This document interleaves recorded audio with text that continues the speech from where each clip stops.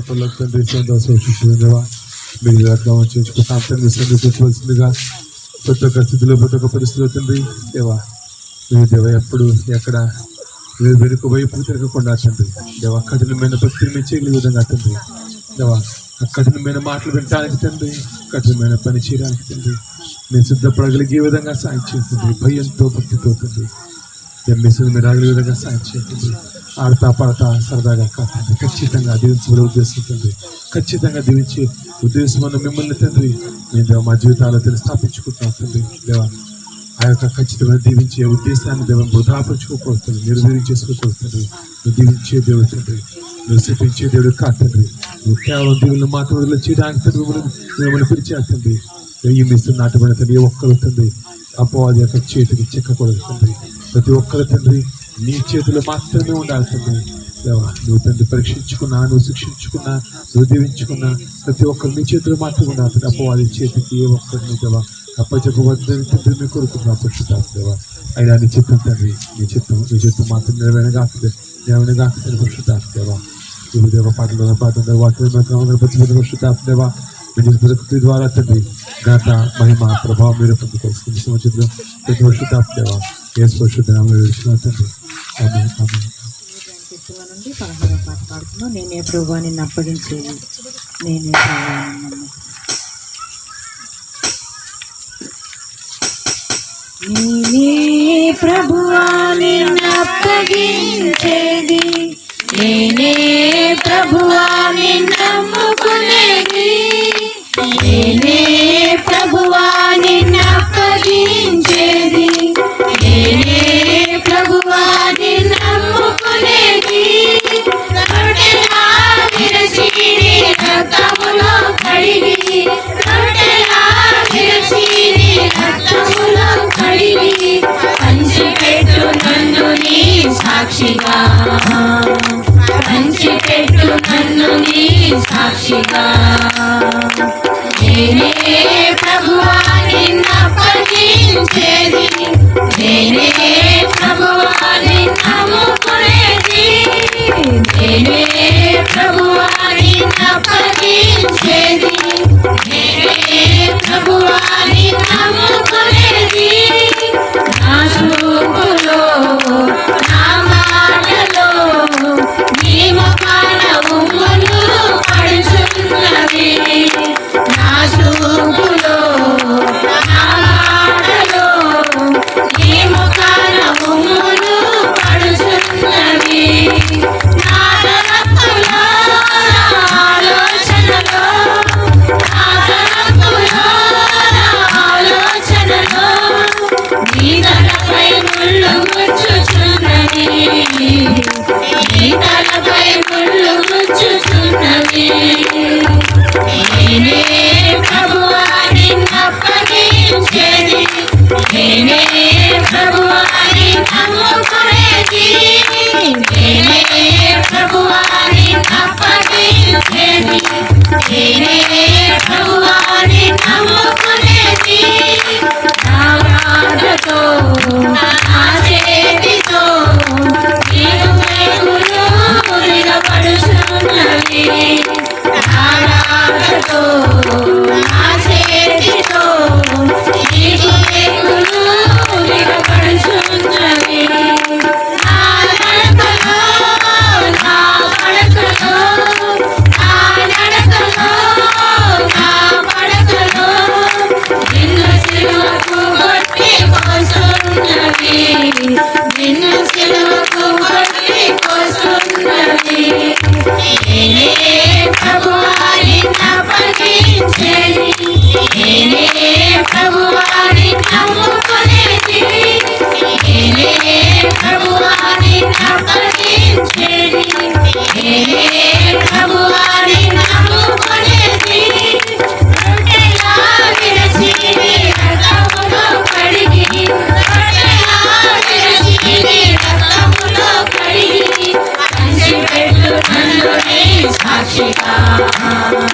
పంచిపెట్టు నన్ను నీ సాక్షిగా నేనే ప్రభువాని అప్పగించేది నేనే ప్రభువాని నమ్ముకునేది నేనే ప్రభువాని అప్పగించేది నేనే ప్రభువాని నమ్ముకునేది.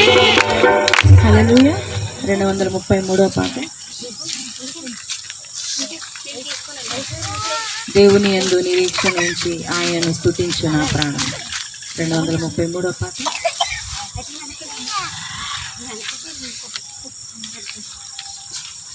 దేవుని యందు నిరీక్షణ ఉంచి ఆయనను స్తుతించు నా ప్రాణమా.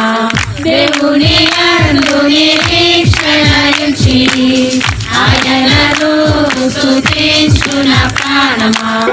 ఏ అపాయము రాకుండా నిన్ను దివారాత్రులు కాపాడువాడు. ఏ అపాయము రాకుండా నిన్ను దివారాత్రులు కాపాడువాడు. ప్రతి క్షణం నీ పక్షముడు రక్షకుడు. ప్రతి క్షణం నీ పక్షముడు రక్షకుడు. దేవుని యందు నిరీక్షణ ఉంచి ఆయనను స్తుతించు నా ప్రాణమా.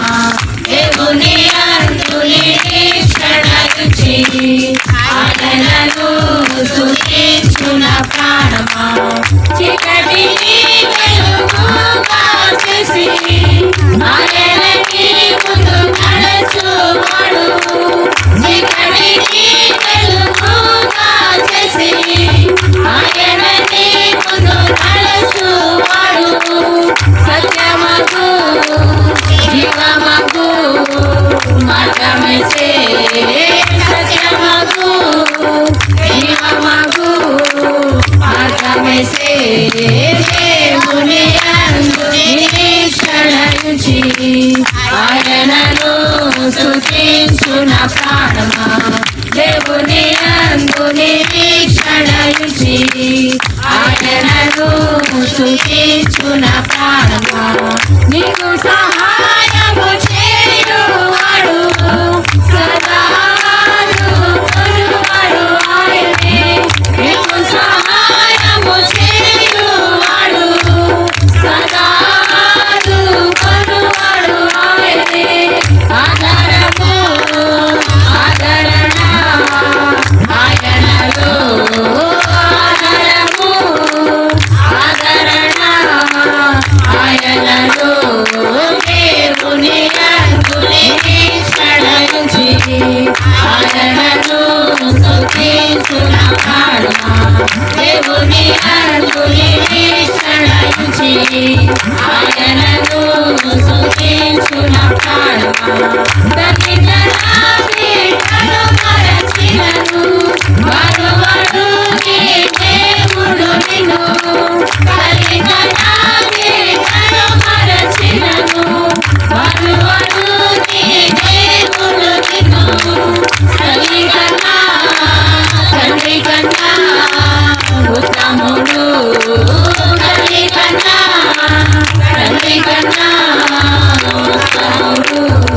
దేవుని యందు నిరీక్షణ ఉంచి ఆయనను స్తుతించు నా ప్రాణమా.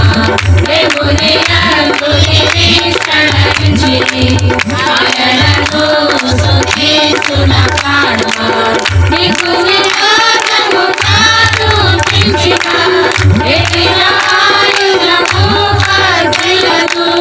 నీకు విరోధము కాదు పెంచిన ఎదిరాయుధము వర్ధిల్లదు.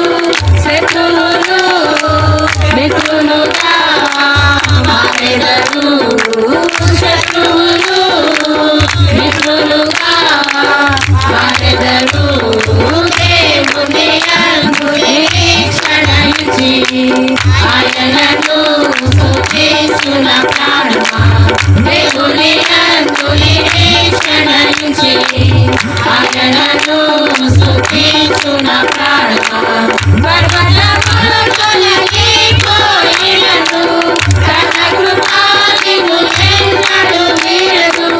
పర్వతములు తొలగిపోయినను తన కృప నిన్ను ఎన్నడూ వీడదు. కనికర సంపన్నుడు నా దేవుడు, కనికర సంపన్నుడు నా దేవుడు.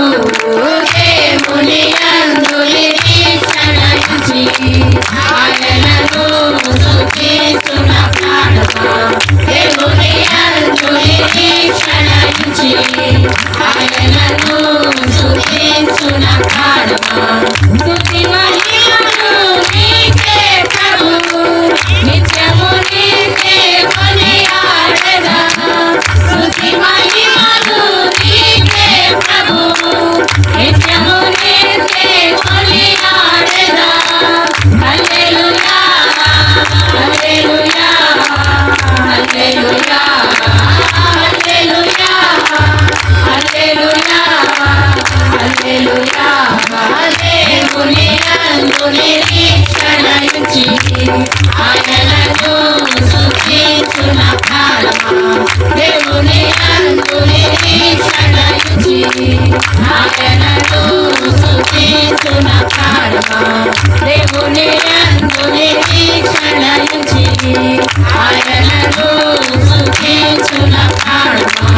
దేవుని యందు నిరీక్షణ ఉంచి ఆయనను స్తుతించున ప్రాణమా. హల్లెలూయా.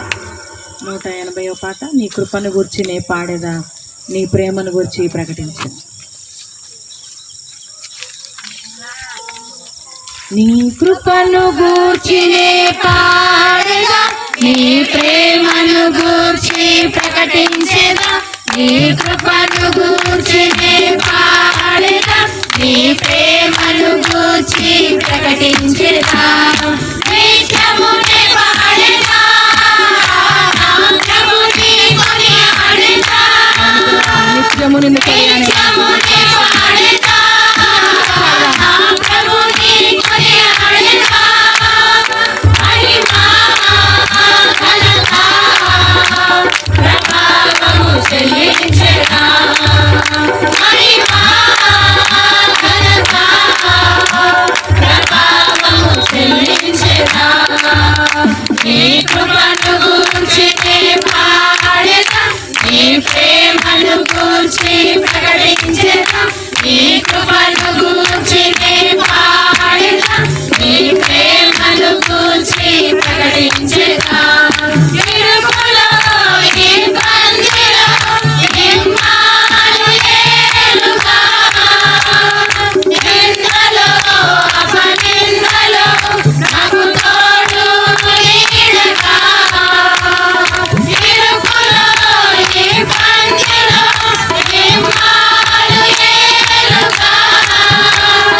నిందలో అపనిందలో నాకు తోడు నీడగా. నా యేసు నాకుండగా, నా క్రీస్తే నా అండగా. నా యేసు నాకుండగా, నా క్రీస్తే నా అండగా. భయమా దిగులా మనసా నీకేలా. భయమా దిగులా మనసా నీకేలా. నీ కృపను గూర్చి నే పాడేదా, నీ ప్రేమను గూర్చి ప్రకటించెదా. నీ కృపను గూర్చి నే పాడేదా, నీ ప్రేమను గూర్చి ప్రకటించెదా. వాక్యమై వాగ్దానమై నా కొరకే ఉదయించిన, మరణమై బలియాగమై నన్ను నడిపించిన.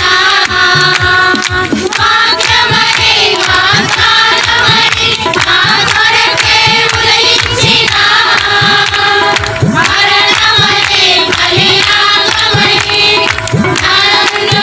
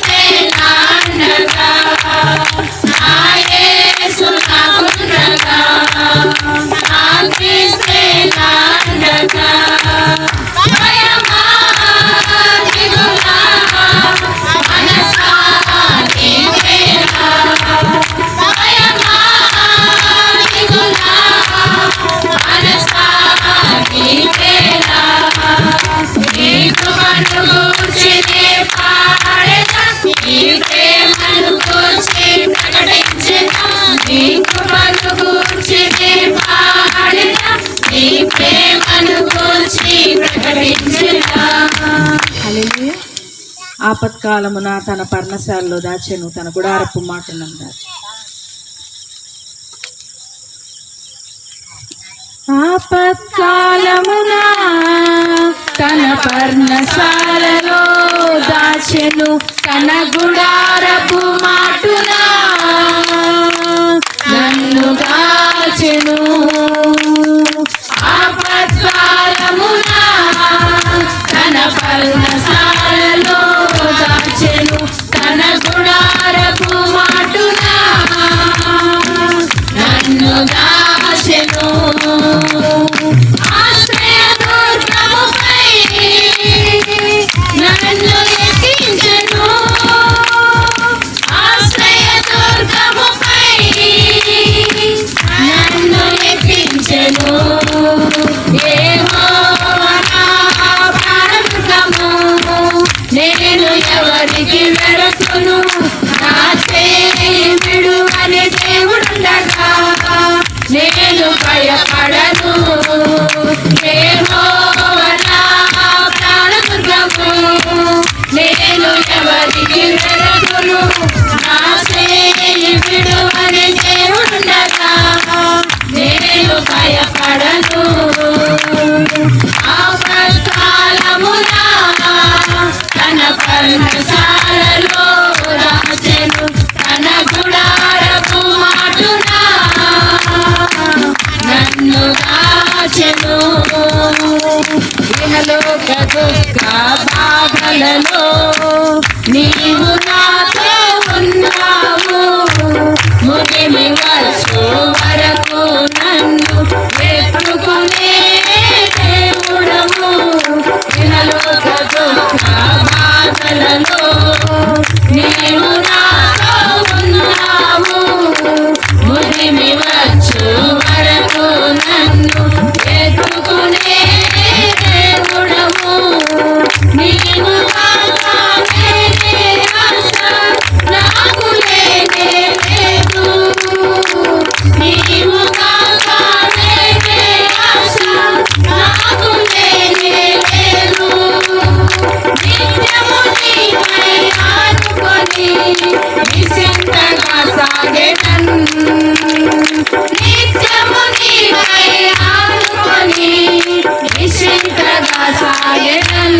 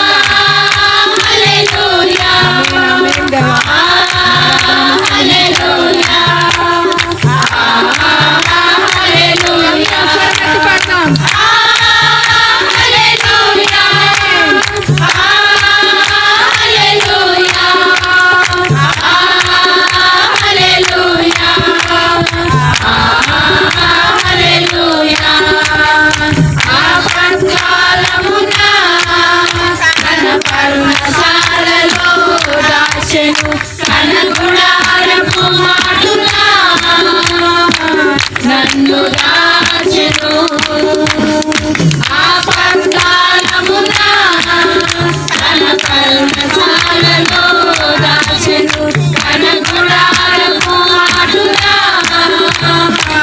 నన్ను దాచెను ఆశ్రయదుర్గముపై నన్ను ఎక్కించెను ఆశ్రయదుర్గముపై నన్ను ఎక్కించెను యెహోవా నా ప్రాణదుర్గము నేను ఎవరికి వెరకును నా చేయి విడువని దేవుడుండగా నేను భయపడను యెహోవా నా ప్రాణదుర్గము నేను ఎవరికి వెరకును నా చేయి విడువని దేవుడుండగా నేను భయపడను యెహోవా నా ప్రాణదుర్గము నేను ఎవరికి వెరకును నా చేయి విడువని దేవుడుండగా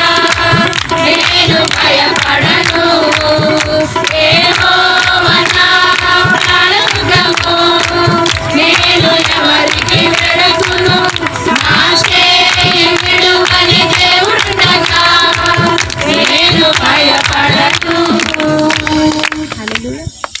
సకల మీ కామతో పరలోకం తీసుకుని శక్తి పొందేవా మీ వాగ్దానం చేయించుకుంటున్నాం పులిసిందిగా ప్రతి ఒక్క స్థితిలో దేవా ప్రతి ఒక్క పరిస్థితులు వస్తుంది దేవా మేము ఆగిపోతుంది దేవా తండ్రి నాలో విధానం అయితే కూడా మార్చుకుంటూ తండ్రి మా యొక్క గమ్యం తండ్రి మా గురి తండ్రి దేవా మా ప్రయాణం తండ్రి నీ యుద్ధకే తండ్రి దేవా ఎక్కడ దేవా కుడి కానీ ఎడమ గాయంతో చెల్లిపోకుండా తండ్రి ఎక్కడ తండ్రి దేవా దేన్ని చూసి ఏ ప్రలోభాన్ని చూసి ఏ కష్టాన్ని చూసి ఏ ఇబ్బందిని చూసి ఎవరిని చూసి అయినా తండ్రి మీ దేవా మీ ఆగిపోకుండా తండ్రి మా ప్రయాణం కేవలం మీ గురించి మాత్రమే తండ్రి ఈ లోకం కాదు దేవా ఈ లోకపు దీనులు కాదు తండ్రి ఈ లోకపు దేవా ఆశయాలు కాదు ఈ లోకపు ఛాలెంజెస్ కాదు టార్గెట్స్ కాదు నువ్వు మాత్రమే తండ్రి మా ఆత్మపరలో చచ్చిపోయిన ఆశతో తిరిగి కూడుకున్న పరిశుద్ధాత్మ దేవా ఈరోజు తండ్రి బలమైన మాటతో తండ్రి దేవా ఈరోజు తండ్రి మీరు నాతో కొన్ని ప్రతి ఒక్క బిడ్డతో మీరు మాట్లాడవస్తుంది తండ్రి ఇవాళ పాటలు రాత్రి ప్రజలను పరిశీలించండి దేవా పాఠం తండ్రి దేవా ప్రతి ఒక్క సమస్యని ఇబ్బంది ఈ బాగా పెట్టుకున్న పరిశుద్ధాత్మ దేవా ప్రతి వాక్యం ద్వారా మీరు నాతో మీరు ప్రతి ఒక్క బిడ్డతో తండ్రి దేవా మా తప్పులను తెచ్చి చూపిస్తూ తండ్రి మీ సరే అవ్వాలని ఆశతో దేవా మీరు తండ్రి నాకు తండ్రి ఏం చేయాలో ఆజ్ఞలు విడుదల చేయవలసిందిగా మీ సమస్యలు ప్రతి పరిశుద్ధాస్తుగా ఏ పరిశుద్ధ నామములో వేడుచున్నాము తండ్రి ఆమేన్.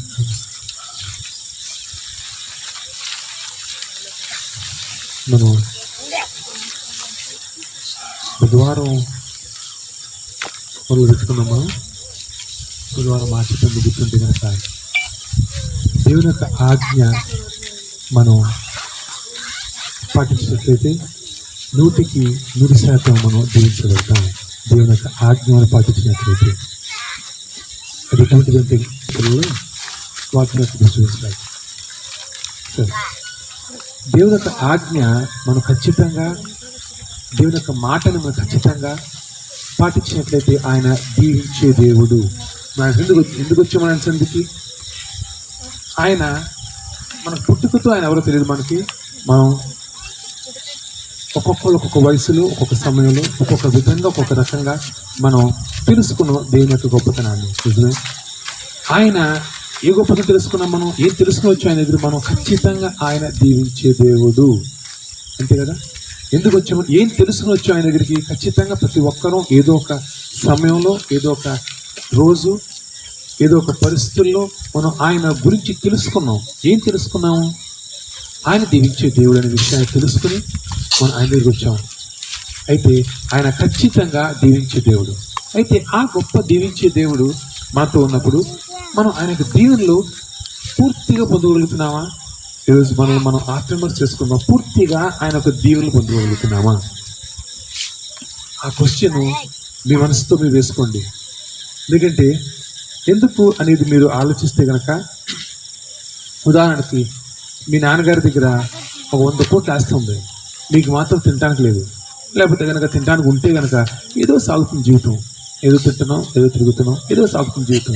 అంటే ఎక్కడో లోపం ఉంది, ఎక్కడో నీకు నీ తండ్రికి మధ్య ఎక్కడో ఉంది సమస్య. అది నీలోనూ నీ తండ్రిలోనూ ఖచ్చితంగా సమస్య మాత్రం ఉంది. ఎందుకంటే కనుక నీ తండ్రి అపరకుపోయాడు, నీకు మాత్రం ఏదో సాగుతుంది, ఏదో ఆఫీస్కి వెళ్తున్నాం, వస్తున్నాం, అప్పులు లేవు, లేదు ఉన్నాయి, ఏదో జీవితం సాగుతుంది. అది ఎలా సాధ్యం? అది మీ జీవితం ఆలోచించుకోండి, మీరు ఊహించుకోండి. మీ తండ్రి 100 కోట్లు ఆస్తుంది, మీరు మాత్రం అద్దెట్లు ఉంటున్నారు. ఒక్కసారి ఊహించుకోండి, మీ తండ్రికి 100 కోట్లు ఆస్తుంది, మీరు మాత్రం ఏదో చిన్న సొంతలు కొనుక్కుంటున్నారు. అది సాధ్యమా? అది ఒకవేళ జరిగితే కనుక ఎక్కడో ఏదో తప్పు ఉంది, నీ తండ్రిలో నీలోను. కానీ దేవుడు అంటున్నాడు, నాలో ఏ తప్పు లేదని చెప్పి ఆయన ఖచ్చితంగా ఆయన బలువు చెప్తున్నాడు. నాలో ఏ తప్పు లేదన్నాడు. తప్పు తిరిగి అడిగొచ్చింది మనలోనే.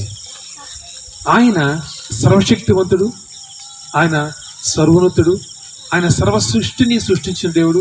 ఆయన నిరాకారంగా ఉన్నటువంటి, శూన్యంగా ఉన్నటువంటి ఈ భూమిని ఆయన ఆ నిరాకారంగా ఉన్న భూమిని ఆయన సరిచేశాడు. శూన్యంగా ఉన్న భూమిని ఆయన నింపాడు. సృష్టిని ఆయన నోటి మాట చేశాడు. ఇవన్నీ ఒప్పుకునే వచ్చాము కదా. ఆయన వెంబడిస్తున్న మనం ఖచ్చితంగా ఆయన ఈ భూమిని సృష్టించిన ఆయనే నెమ్మాం, నిరాకారంగా ఉన్నటువంటి భూమిని ఆకారించిన ఆయనే నెమ్మాం, శూన్యంగా ఉన్న భూమిని నింపిన ఆయనే నెమ్మాం. మరి నీ జీవితం నిరాకారంగా, నీ జీవితం శూన్యంగా ఇంకా మిగిలి ఉందంటే కనుక కారణం ఏంటి? క్రైస్తవులంగా మన ఈరోజు మనల్ని మనం ప్రశ్నించుకోవాల్సినటువంటి పరిస్థితి ఏర్పడింది. ఎందుకంటే కనుక అనేక మంది మనం చూస్తారు, మిమ్మల్ని, నన్ను, ఇక్కడ ప్రతి ఒక్కళ్ళని అనేక జతల కళ్ళు మనం చూస్తున్నాయి. దేశంలో వస్తున్నాం, కానీ ఆ మార్పు, ఆ యొక్క డిఫరెన్స్ ఏంటి? దేశంలో వస్తున్నందుకు మనకి దేవునికి దీవెనలు ఎలా కనిపిస్తున్నాయా? ఆలోచించండి. లేకపోతే మంచి ఉద్యోగం వచ్చిందని చెప్పావు పక్కింటోడికి, ₹1,00,000 జీతం చెప్పావు, ఉద్యోగానికి వెళ్తున్నావు, 2 ఏళ్ళు అయిపోయింది, ఆ పక్కింటోడు ఎంక చూస్తున్నాడు, మొన్నదాకా నీకు ₹1,000 జీతం, ₹1,00,000 జీతం, కానీ ఆ ₹1,000 ఎప్పుడో ఒకలాగా ఉన్నావు, ₹1,00,000 ఎప్పుడో ఒకలాగా ఉన్నావు. అక్కడ నిన్ను ఇదేం తర్వాత ₹1,00,000 జీతం అంటున్నావు, ఏదో డబ్బులు ఏం చేస్తున్నావు, మరి నీకు తీసుకున్న బట్టలు అయ్యే, ఉండేది అక్కడే, తినేది అక్కడే, ఏం డిఫరెన్స్ ఏంటి? 2 ఏళ్ళు అయిపోయింది, నేను ₹1,00,000 ఏం చేసావు? డిఫరెన్స్ చూపించాలి కదా. మరి మనం ఆ గొప్ప దేవుని దగ్గరికి వచ్చి, ఆ గొప్ప దేవుని, సజీవమైన దేవుని, నీ కష్టాన్ని, నీ ఇబ్బందిని, నీ ప్రతి ఒక్క స్థితిగతుల్ని నీ పక్కన నుండి చూస్తా అంట. మనం నమ్ముతున్న దగ్గర సిద్ధాంతం, మనం నమ్ముతుంది ఏంటి? నా దేవుడు నాతో ఉంటాడు, నా దేవుడు నా ప్రతి ఒక్క బాధని చూస్తున్నాడు, నా దేవుడు ప్రతి ఒక్క కన్నీటిని చూస్తున్నాడు, నా దేవుడు నా ప్రతి ఒక్క సమస్యను తీరుస్తాడు అని నమ్మొచ్చావు. మరి డిఫరెన్స్ ఏది? ఎందుకు పూర్తిగా మనం జరగట్లేదు? ఎందుకు మనం ఇంకా అంధకారంలో ఉన్నాం? ఎందుకు అనేది ఈరోజు మనం ఖచ్చితంగా ఆత్మవిమర్శ చేసుకోవాల్సిన పరిస్థితి ఏర్పడింది. ఎందుకంటే అనేక మంది మనల్ని చూసి అంటున్నారు, వెళ్తున్నావు కానీ ఏం జరిగింది నీకు? ఆ ప్రశ్నకి మనం సమాధానం చెప్పవలసి ఉన్నది.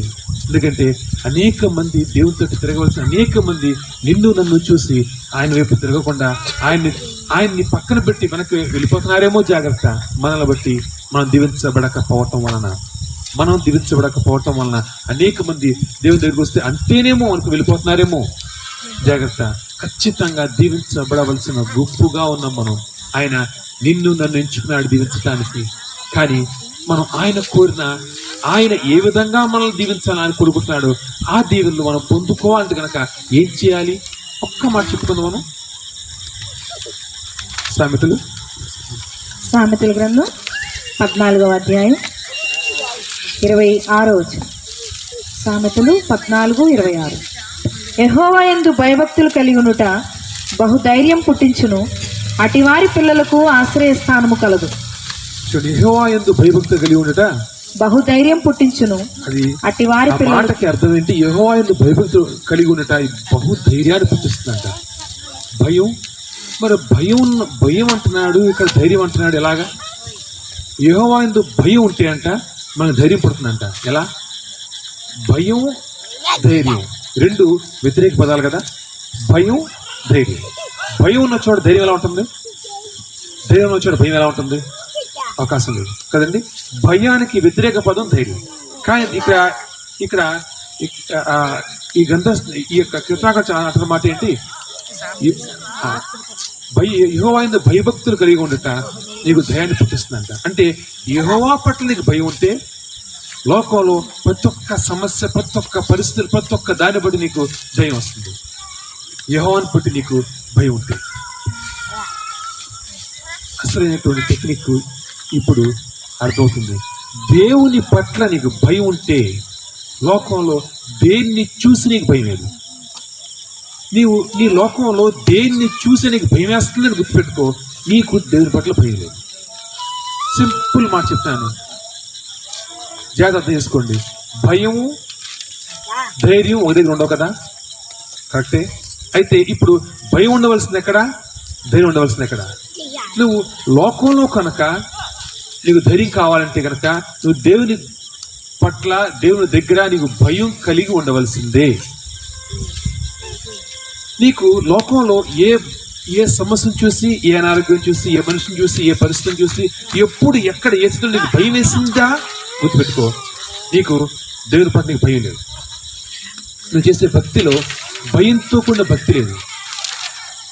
మనకు చూడండి, భయభక్తులు అనే మాటని దేవుడు ఎక్కడా కూడా ప్రాస భక్తి భయం వాడకూడదు, భయం భక్తి. ఎందుకంటే మొదట దేవుని సన్నిధిలో భయంతో మొదలయ్యే భక్తి, మొదలయ్యే ఆ ప్రక్రియ భక్తితో ముందుకెళ్తుంది, భక్తితో ముగిస్తుంది. కానీ భయం అనేది అత్యంత ముఖ్యమైనది. ఎందుకు భయం? ఎందుకు ఆయన సన్నిధిలో, ఆయన దగ్గర ఎందుకు మనకు భయం ఉండాలి? ఎలా ఉండాలి భయం? భయం అంటే ఏంటి? ఆయన సన్నిధిలో భయం అంటే ఏంటి?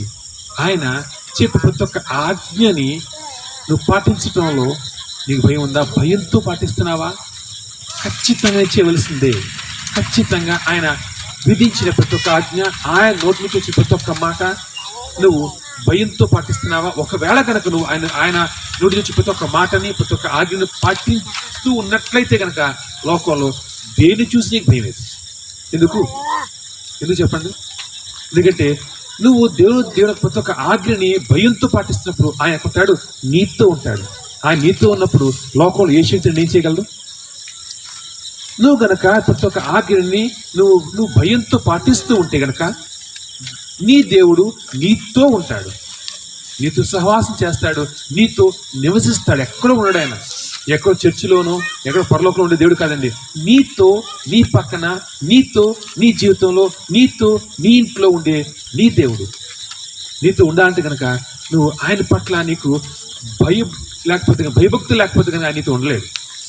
ఆయన ప్రతి ఒక్క ఆజ్ఞను భయంతో పాటిస్తే కనుక ఏం జరుగుతుందంటే కనుక ఆయన నీతో ఉంటూ మొదలు పెడతాడు. అపరశక్తి ముందు నీతో ఉంటే కనుక నీ దగ్గర సమస్య రాగలదా? ఒకప్పుడు సమస్య రాగలదా? అనారోగ్యం రాగలదా? అసలు నిన్ను ఒకళ్ళ మాట అనగలరా? ఆలోచించి. చిన్నపిల్లలు ఆ తల్లిదండ్రులు ఉన్న ధైర్యం ఉంటారు. చిన్నపిల్లలు ఆ నాన్న దగ్గర ఉంటే, ఆ నాన్న పక్కన ఉంటే కనుక నాన్న చేపెట్టి వెళ్తున్నప్పుడు నేను ధైర్యం పరిగెడుతుంటాడు. ఎందుకు? మా నాన్న ఉన్నాడు, ఏదో చూసుకుంటాడు. ధైర్యం కదా. ఆ ధైర్యం ఎప్పుడు వస్తుంది? చిన్న కుర్రాడు వాళ్ళ నాన్న చేపట్టుకు వెళ్ళినప్పుడు ధైర్యం, అంతే కదా. ఇప్పుడు వాళ్ళ నాన్న చేపట్టుకోవాలి. ఆ నాన్న సరదా చేపట్టుకుంటాడా? ఆయన ముట్టుకులు పడుతుంటాడు, ఆయన కదలద్దంటాడు, ఆయన మెలొద్దంటాడు, అంతే కదా. నాన్న చేపట్టుకుంటే కొడుక్కి ధైర్యం. అయితే నాన్న చేపట్టుకున్నప్పుడు రూల్స్ చెప్తాడు. పరిగెట్టద్దు, నువ్వు నేను చెప్పిన దగ్గర ఆగాల్సిందే, నువ్వు నా చేయి విడిచిపెట్టుకోవద్దు, ఎన్నో రూల్స్ చెప్తుంటాడు. ఎప్పటికప్పుడు అడిగి ముట్టుకులు పడతానే ఉంటాయి. కానీ ఇక్కడ వరకు బాధగా ఉంది కదా. కానీ ఇంకా నాన్న చేపట్టుకుని ఉన్నంతసేపు ఇంక దేని చూసినా భయం వేస్తే, ఇంకా ఒక లారీ చూసినా భయం. ఎందుకు? నాన్న అడగదు పక్కన, నాకెందుకు టెన్షన్? అంటే ఇక్కడ రెండిట్లో ఒకటి ఎంచుకోవాల్సిందే. నా చెయ్యి విడిపించుకుని బయటకు వెళ్తే కనుక దేన్ని చూసినా భయమే కదండి. నా చెయ్యి విడిపించుకుని ఆ కొడుకు కనుక ఆ లోపంలోకి లేదా ముందుకు రోడ్డు మీద పరిగెడితే కనుక దేన్ని చూసినా భయమే, దేన్ని చూసినా భయమే. అంటే నువ్వు నిర్ణయించుకో, దేవుని పట్ల, దేవుని దగ్గర, దేవుని సన్నిధిలోనూ భయం కలిగి ఉంటావా? లేకపోతే కనుక లోకంలో ప్రతి ఒక్క సమస్యను చూసి భయపడటానికి ఇష్టపడుతున్నావా? ఆలోచించుకో. ఈరోజు దేవుడు నిన్ను నన్ను ఆయన దీవించటానికి దిగి వచ్చాడు. కానీ ఆయన నీతో నివసించటానికి ఆయన సిద్ధమన్నాడు. కానీ ఆయన నీతో నివసించాలంటే కనుక, ఆయన నీతో ఉండాలి అంటే కనుక, ఆయన నీతో సహవాసం చేయాలంటే కనుక, ఆయన నీ దగ్గరికి రావాలి అంటే కనుక నువ్వు పరిపూర్ణ భక్తి చేయాలి. పరిపూర్ణత, నీ భక్తిలో పరిపూర్ణత, ఫుల్ఫిల్మెంట్ లేకుండా ఆయన నీకు ఏ సహాయం ఎప్పటికీ చేయలేడు. ఎందుకంటే కనుక ఇప్పుడు ఒక స్కూల్లో ఒక మంచి చదువుకు అప్లై చేసుకున్నా కానీ, ఉద్యోగం అప్లై చేసుకున్నా కానీ, నువ్వు ఆ ఉద్యోగానికి కావాల్సినటువంటి ప్రతి ఒక్క అర్హతల్ని నువ్వు పూర్తి చేసినప్పుడు మాత్రమే ఉద్యోగం వస్తుంది కదండి. అర్హతల్లో కొన్ని లేకపోతే ఉద్యోగం వచ్చే అవకాశం ఉందా? ఫర్ ఎగ్జాంపుల్, ఇన్ని మార్క్స్ రావాలి, ఇంత ఎక్స్పీరియన్స్ ఉండాలి, ఇన్ని కంపెనీలు పనిచేసి ఉండాలి, ఏదో ఒక రూల్స్ పెడతారు. ఆ ప్రతి ఒక్క రూలు ఎవరైతే చేసి ఉంటారో వాళ్ళకే ఉద్యోగం కదండి. ఇక్కడ కూడా దేవుడు పరిపూర్ణమైన భక్తి నువ్వు పూర్తి చేసినప్పుడు, నీ భక్తిని ఆయన కోరుకున్న విధంగా నువ్వు పూర్తి చేసినప్పుడు మాత్రమే ఆయన నీతో నివసించగలడు. ఖచ్చితంగా మాట గుర్తుపెట్టుకోండి. ఎందుకంటే ఆయన సన్నిధిలో ఆయన కొంచెం భక్తి చేస్తే కొంచెం దీవెన, కొంచెం ఎక్కువ భక్తి చేస్తే కొంచెం ఎక్కువ దీవెన అవకాశం లేదు. 100% భక్తి చేయవలసి ఉంటే కనుక మనం 50% చేసి 50% దీవెనలు, 60, 70, 80% దీవెనలు ఉండవండి. 99% కూడా ఉండదు. 100కి 100 దీవెనలు లేకపోతే కనుక ఏమీ లేవు. ఖచ్చితమైన రోజులు ఎక్కడైనా కానీ ఈ మాట నువ్వు కొంచెం భక్తి చేస్తే కనుక నీ చేసిన భక్తి వరకు దేవుడిని జీవిస్తాడని విన్నావా? అది తప్పు. ఎందుకంటే ఖచ్చితంగా 100కి 100%. ఎందుకు? క్రీస్తు ఆయన ఈ లోకంలో జీవించినప్పుడు ఆయన భక్తి చేశాడు. ఆయన 100కి 100%. ఎక్కడ ఆయన రాజీ పడలేదు, ఎక్కడ ఆయన వెలుగుగా వేయలేదు, ఎక్కడ కూడా ఆ క్రీస్తు జీవించిన జీవితంలో ఎక్కడ పర్వాలేదు లేదు. మనం బుధవారం చెప్పుకున్న పర్వాలేదు అనేది క్రీస్తు యొక్క జీవితంలో ఆయన సాక్ష్యంలో ఎక్కడా లేదు. ఆయన అవునంటే అవును, కాదంటే కాదుగా జీవించాడు. అదేవిధంగా ఆయన్ని పోలి మనం జీవించవలసిందే ఉన్నాం. అంటే కొంత భక్తి చేస్తే కనుక కొంత దీవిస్తాడా? లేదు. 100% మనం భక్తి చేయాల్సిందే. ఇప్పుడు ఆలోచిద్దాం.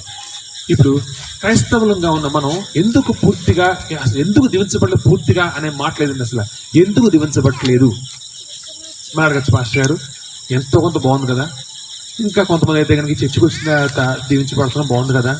కాదు, అది కేవలం మా ప్రార్థనల వలన, కేవలం ఎందుకంటే కనుక నా సాక్ష్యాన్ని బట్టి, ఖచ్చితంగా చెప్తే నా సాక్ష్యాన్ని బట్టి, నా అభిషేకాన్ని బట్టి ఆయన ఎవరిని కొట్టలేక ఆయన విడిచిపెట్టి మాత్రమే. ఈ దీవులు కాదు. దీవులు రుచి చూడాలనుందా? దీవులు రుచి చూడాలంటే కనుక మీరు భక్తిని మొదలు పెట్టాల్సిందే. ఎలాగా? చిన్నపిల్లలు ఉంటారు చూసారా, పాలు తాగే పిల్లలు. ఆ పాలు తాగే పిల్లలకి తల్లి ఎంతో కష్టం పాలు ఇస్తుంది అంతవరకే. కానీ ఆ తర్వాత నుంచి అలాయించుకుని, ఆ తర్వాత నుంచి పెరగాలంటే కనుక ఆ బలమైన ఆ కుర్రాడు పరిగెట్టాలి. ఆ కుర్రాడు అన్ని పనులు, సరదాలు అన్ని పరిగెట్టాలి, అన్ని చేయాలంటే కనుక ఆ కుర్రాడు తన శక్తి మీద తన కళ తను నిలబడాల్సిందే. అంటే ఆత్మీయంగా కూడా మీ కళ మీద నిలబడవలసిందే. ప్రతి ఒక్క రూల్ మనం పాటించవలసిందే. పరిపూర్ణమైన భక్తి చేసినప్పుడు మాత్రమే ఆయన ఇచ్చే దీవెన యొక్క రుచిని మనం చూడగలం. నేను ఒక 5 పాయింట్స్ చెప్తాను. భక్తి యొక్క పరిపూర్ణతకి 5 మాటలు చెప్తాను. ఎందుకంటే 5 మాటలు అంటే మీరు గుర్తుపెట్టుకోండి. మళ్ళీ 5 అనేది చెప్పి నా డౌట్ ఏంటంటే కనుక 5 ఏదో ఒకటి చేస్తున్నాం కదా, ఇప్పుడు చేస్తున్నాం అనుకోకండి. 5కు 5 చేసిన వాడు మాత్రమే ఆయన సన్నిధిని పొందుగలం, అపవాది నుంచి విడుదల పొందుగలం. ఖచ్చితంగా ముందు చెప్తున్నాను. మొట్టమొదటిగా చూసుకుంటే కనుక ఫస్ట్ పాయింట్, దేవుని సన్నిధిలో భక్తి అనే మాటకి నిర్వచనం అనుకోండి, లేకపోతే క్రైస్తవ్యం అనటానికి, ఒక క్రైస్తవ సిద్ధాంతం అనటానికి ఒక మూలం అనుకోండి. 5 పాయింట్లు. ఫస్ట్ పాయింట్ నువ్వు చూసుకుంటే కనుక నువ్వు మారి దేవుని రావాలి. మార్పు అంటే ఏంటి? మార్పు అంటే ఏంటి? ఒక ఆవిడ 25 ఏళ్ళ నుంచి ఇచ్చుకొస్తా మన దగ్గరికి కొంతకాలం వచ్చింది, రావట్లేదండి. కొంతకాలం వచ్చిన తర్వాత మారు మనసు గురించి చెప్తా ఉంటే కొంతకాలం జరిగింది. ఒకసారి మనసు అంటే ఏంటి పాస్ గారు అని నిజమే కదా, డౌట్ వస్తుంది. మీకు కూడా డౌట్ వస్తుంది. మారు మనసు అంటే ఏంటి? మారు మనసు అంటే ఏంటి? వెరైటీ సైన్స్ లేదు, వెరైటీ బైబిల్ పదాలు లేవు. సింపుల్ మాట చెప్తున్నాను. నువ్వు మారేవని చెప్పాల్సిన ఎవరు? అసలు నువ్వు మారేవని సంగతి చెప్పాల్సిన ఎవరు? ఇంకా అలా ఏమైనా చూడండి. ఎవరు? మీ భర్త, మీ భార్య, మీ పిల్లలు, మీ పక్కింటి వాళ్ళు కదా. ఆ సర్టిఫికేట్ నువ్వు పొందుకోవాల్సిందే. ఏమని? నువ్వు మారావు అనేది చెప్పాల్సింది. నువ్వు రోజు గొడవపడి నీ భర్తతో, నీ భార్యతో, నీ బిడ్డలతో, లేకపోతే నీ ఇరుగు పొరుగు వారు, నీ స్నేహితులు, వాళ్ళు చెప్పాలి. ఏమని? ఖచ్చితంగా నీలో ఏదో మార్పు వచ్చింది అంటే ఆ మార్పు లేకుండా క్రైస్తవ్యం మొదలవదు. చర్చికి రావటం అనేది అది ఏంటంటే కనుక అది జస్ట్ మనం నేర్చుకోవటానికి, ఇది ఒక స్కూల్ లాంటిది. నేర్చుకోవడానికి వస్తున్నాం.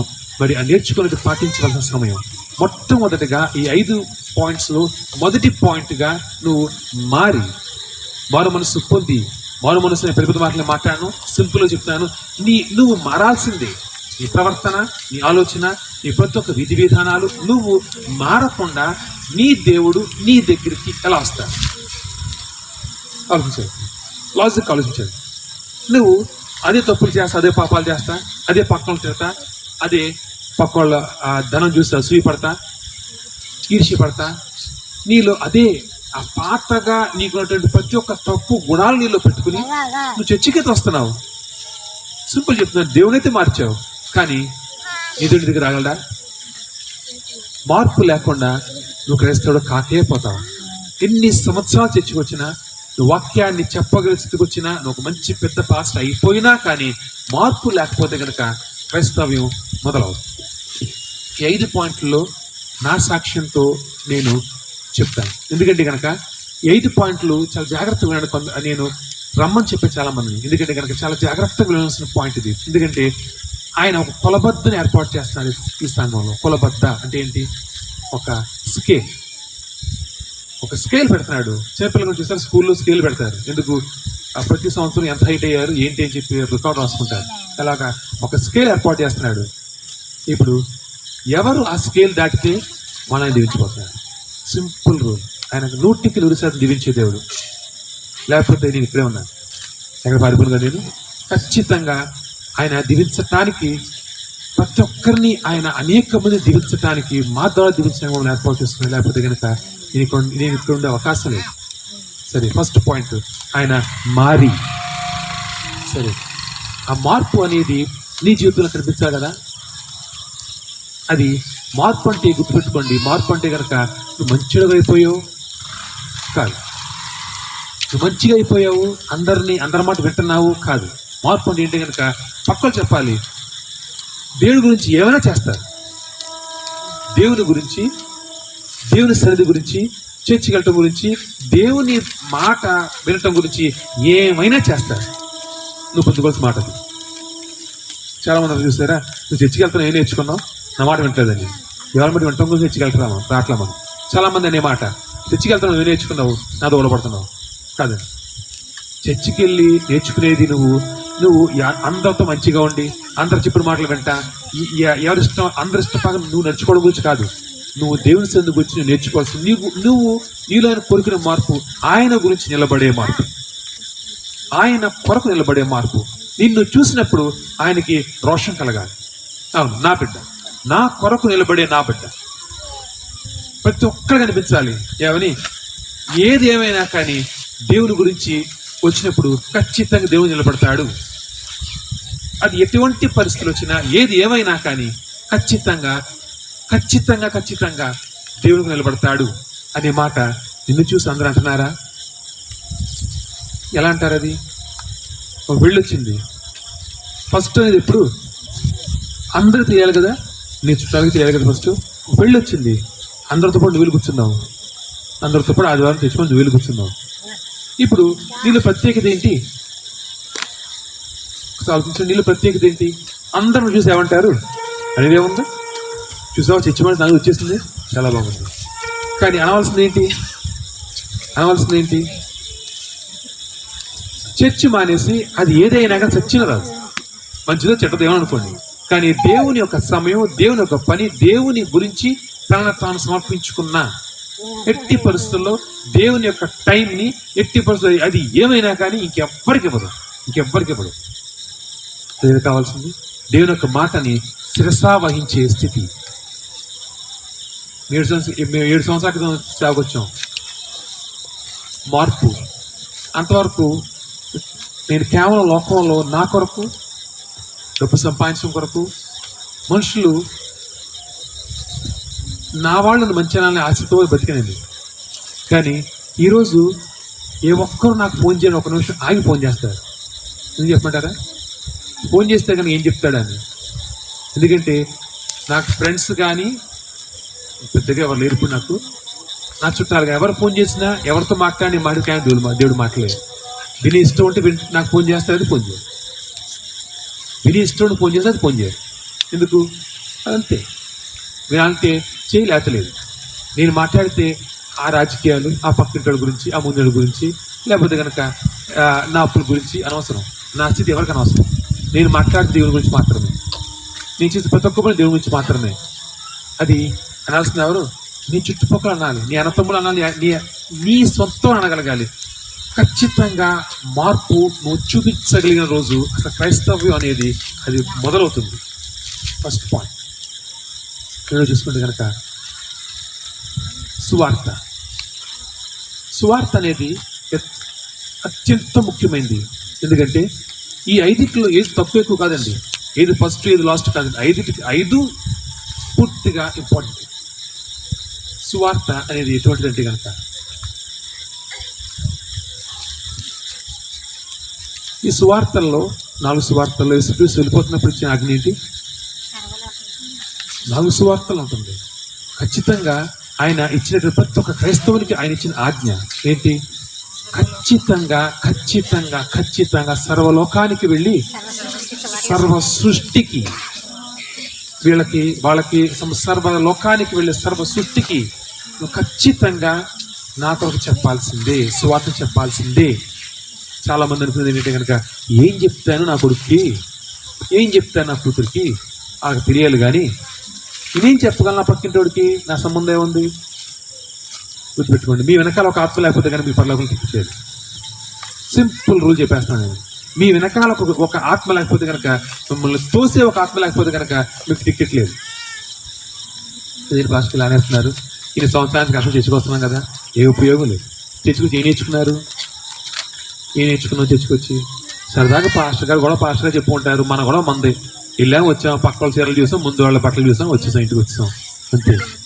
అవకాశం లేదు. నీ వెనకాల ఒక ఆత్మ, నువ్వు రక్షించిన ఆత్మ, నువ్వు ఎంతో కష్టపడి, ఎందుకంటే పొలుపుతూ అంటాడు ఒక ఆత్మ నడిపించిన ప్రసవ వేదన అంట. మరి నువ్వు దేవుని కొరకు ఏం చేసావు? సరదాగా వచ్చావా? నీకు తెలిసిందిగా నువ్వు వెళ్ళొస్తున్నావా? మిగిలిన ఉద్యోగం, నీ వ్యాపారం, పనులు చేసుకున్నావు. ఎలా? అవకాశం ఖచ్చితంగా 100% నీ వెనకాల ఒక ఆత్మ లేకపోతే కనుక నీకు పరలోకంలో ఏ అధికారం లేదు. నువ్వు చేసిన భక్తి మొత్తం శూన్యం, మొత్తం కొట్టివేస్తాడు ఆయన. ఎందుకంటే ఆయన ఇచ్చినటువంటి ఒకానొక ముఖ్యమైన ఆజ్ఞే సువార్త. మరి ఆయన ఆజ్ఞ పాటించకుండా నువ్వు ఆయన దగ్గరికి వెళ్ళి ఎలా కూర్చుంటావు? ఆయన కృపాల్సి ఎలా కూర్చుంటావు? ఆయన ముందు ఎలా నిలబడతావు? ఆయన ముందుకు వెళ్ళయ్యా, నేను వచ్చిన దగ్గరికి నువ్వు చెప్పిన మాట చేయకుండా వచ్చేసిన దగ్గరికి అవకాశం ఉందా? నువ్వు చెప్పిన మాట పాటించకుండానే నేను వచ్చేసాను అనగలవా?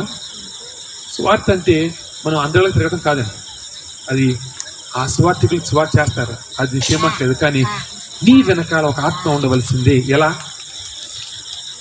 అంటే చాలా మంది దేని పాస్టర్ గారు నా వెనకాల ఎలా ఎవరు తీసుకొస్తాను? నిజమే. ఇక్కడ ఏ ఒక్కరు చెప్పగలరా నాకు ఎవరు తెలియదని? నా వెనకాల ఎవ్వలేదని ఎవరు చెప్పగలరా? నా వెనకాల ఈ లోకంలో ఎవ్వలేదని ఎవరు చెప్పగలరా? చేతగలరా? నా వెనకాల ఎవ్వరు లేరు. లోకంలో ఏ సమస్య వచ్చినా నా వెనకాల ఎవ్వరు లేరు. ఏ వస్తువు వచ్చినా నా వెనకాల ఎవ్వరు లేరు. నా ఇంట్లో ఫంక్షన్ నా వెనకాల ఎవ్వరు లేరు. నా ఇంట్లో ఫంక్షన్ అయితే నా ఇంటికి ఎవ్వరు రారు, ఎవ్వరు లేరు. నాకు చెప్పగలరా? చెప్పలేరు కదా. మరి ఆత్మీయ వెనకాల ఎవరు ఉన్నారా? అది చెప్పలేరు. అభివృద్ధి నాకు ఎవరు తెలియదని అవకాశం లేదు కదా. ఈ లోకంలో నీ ప్రతి ఒక్క స్థితిలో నీ వెనకాల అనేక మంది ఉన్నారు, కానీ కేవలం దేవుని దగ్గరికి వచ్చినప్పుడు మాత్రం నీ దగ్గర ఎవరు లేరు. ఎలా కుదురుతుంది? దీవెన మాత్రం కావాలి. నేను క్రైస్తవుడిని, నేను క్రైస్తవురాలిని. ఆయన క్రైస్తవుడు అంటే అర్థం ఏంటి? క్రీస్తుని పోలి, క్రీస్తుని ధరించుకుని, క్రీస్తు వలె జీవించేవాడు క్రైస్తవుడు.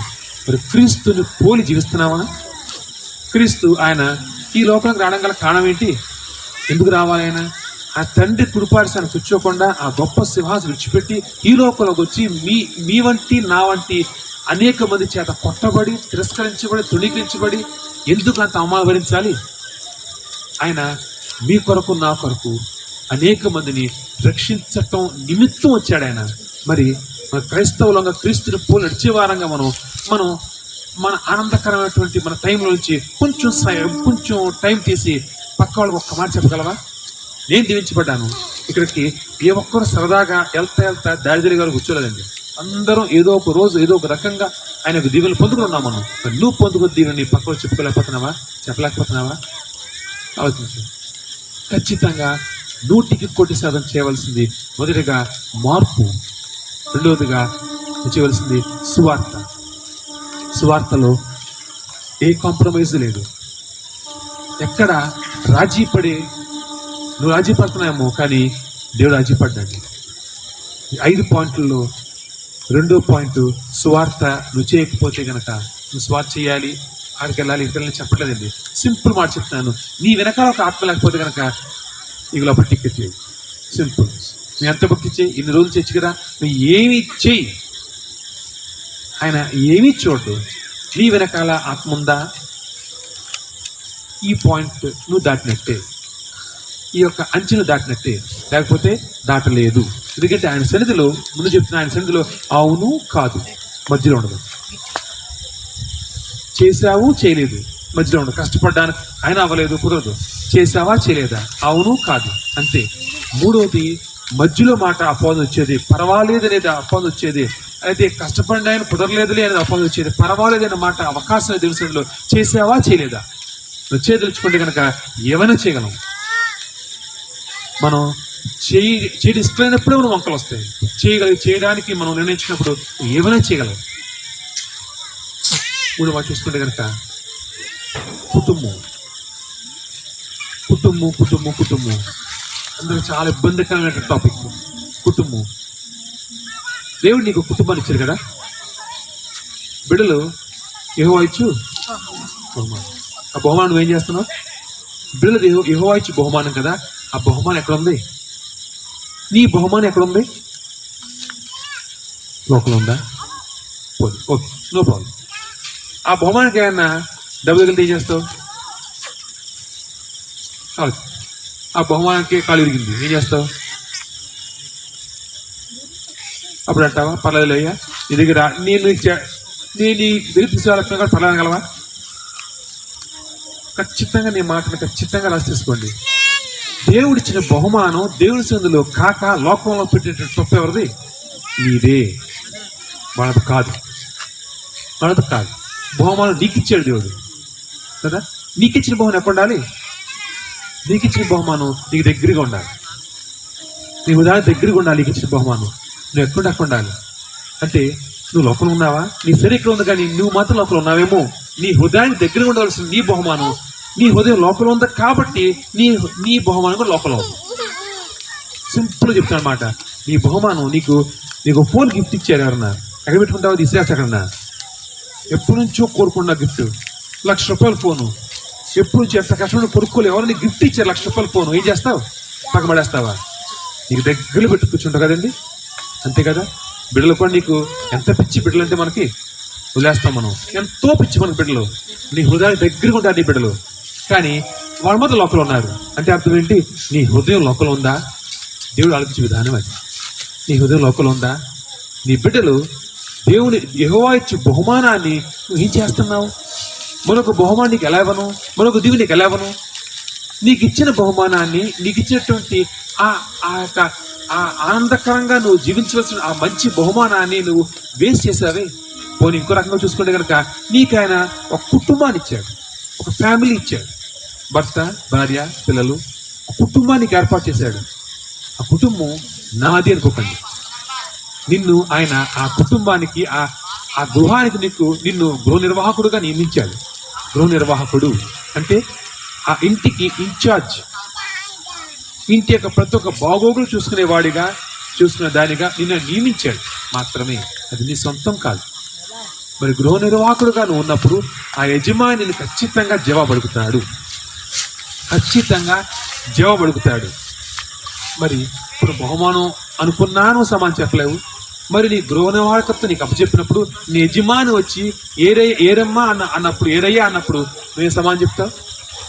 సమాధానం చెప్పడం పక్కన పెడితే, వాళ్ళకి ఒక సమస్య వచ్చినప్పుడు ఏ రకంగా ఏ మొహం పెట్టిన ఆయన ఎదురు వచ్చి ప్లాన్ చేస్తాం మనం. అయ్యా ఇది చెయ్యి అయ్యా అని అలా ప్లాన్ చేయగలవు? ఆలోచించు. కళ్ళు మూసి ప్లాన్ చేస్తున్నాం కాబట్టి మనం ఎవరి మొహం చూడాలి అనుకుంటున్నారేమో. నువ్వు కళ్ళు మూసుకుని దేవుడి మొహం చూడాలి. నువ్వు ఎలా అడుగుతావు? ఆయన మాట్లాడు కాబట్టి అనుకుంటున్నావా? ఖచ్చితంగా ఒక ప్రశ్న ఇస్తే ఏమైపోతావు? అమ్మా అంతా బాగున్నప్పుడు నేను తీసుకున్నాను కదా, ఎప్పుడు ఏం చేసావు?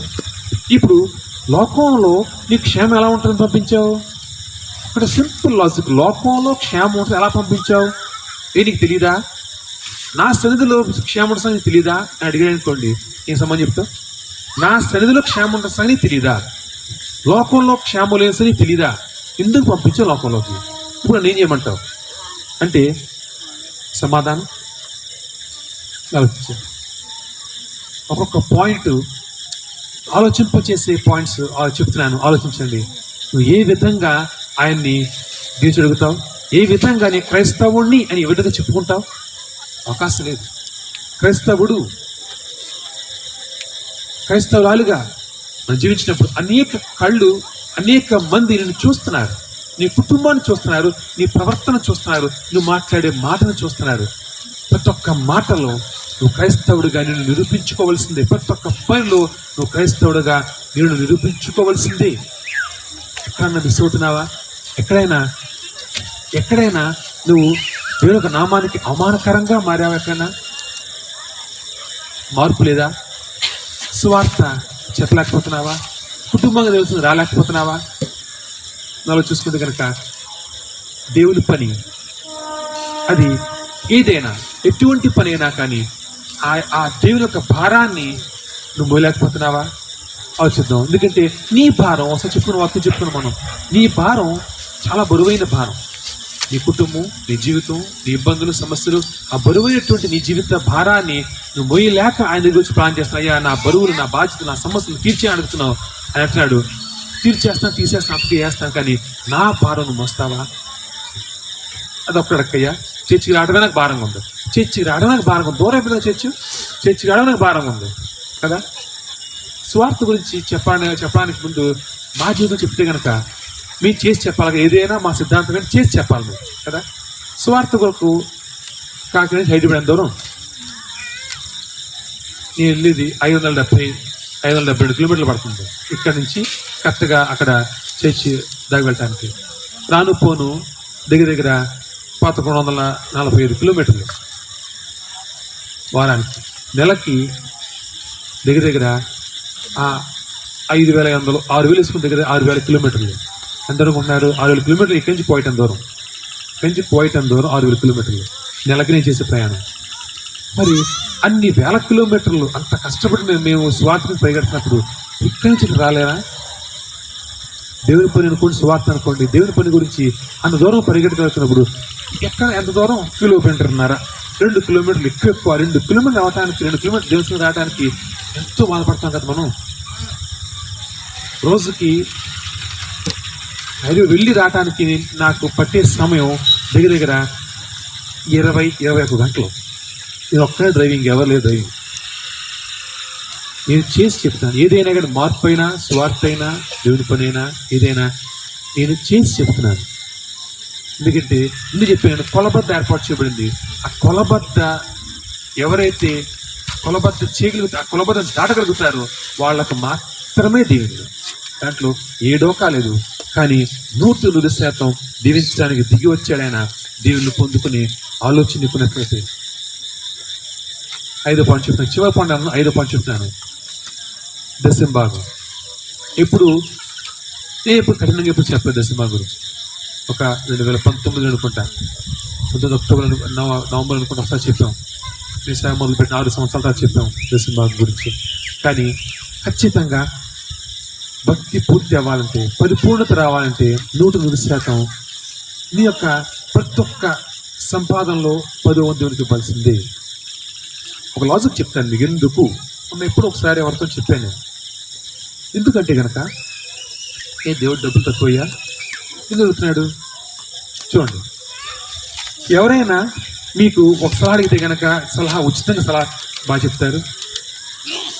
ఒక వ్యక్తి, ఒక స్త్రీ నుంచి నువ్వు ఏమైనా పొందుకోవచ్చు, ఏ సాయం చేస్తారు, ఏమైనా చేస్తారు, కానీ ఒక ప్రమాదం చేయలేంటిది ఏమి డబ్బులు ఎవరు అంతేనా?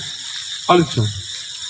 ఇన్ని సలహాలు చెప్తాడు, ఏమైనా చెప్తారు. అమ్మ దగ్గరికి వెళ్ళావు, అమ్మ నీకు ఎన్నో కబుర్లు చెప్తుంది, అన్నీ చెప్తుంది, కానీ లాస్ట్ ఎప్పటికీ డబ్బులు మాత్రం ఏమంటే డబ్బులు కొంచెం ఇబ్బందిగా ఉందంట. సింపుల్ అయితే కదా, ఒక మనిషి జేబులో డబ్బులు తీయడం అత్యంత కష్టమైంది. కాబట్టి జేబు ఎక్కడ ఉంటుంది? జేబు డబ్బులు తీయడం ఎక్కడ రావాలి? డబ్బులు గుండెలోంచి రావాలి. ఇప్పుడు భక్తి చేయాలి, దేవుడి ఇష్టం, అన్నీ బాగున్నాయి కదా. సరే, అంత ఇష్టంగా చాలా బాగుంది కదా. అయితే 10 మంది బయట అన్నాడు. అదొక్కటయ్యా, భక్తి బాగా చేస్తాను, అన్నీ చేస్తాను, స్వాత్ చెప్తాను, ఇంకేమైనా చేస్తాను, అదొక్కడక్కే అలా కుదురుతుంటావు. నిజమే కదా.